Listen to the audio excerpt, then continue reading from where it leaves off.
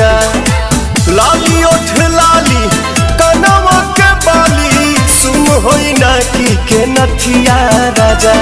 जनी जा कमाए कलकतिया राजा मारली सवतिया मतिया राजा। जनी जा कमाए कलकतिया राजा मारली सवतिया मतिया राजा।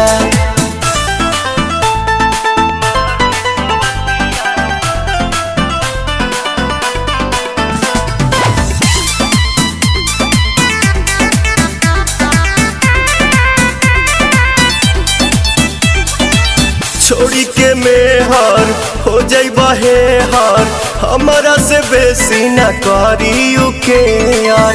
तने ना ए राजन इज्जत के हानि करे पैसा जियानी करे केहू के ना सोट बंगाल के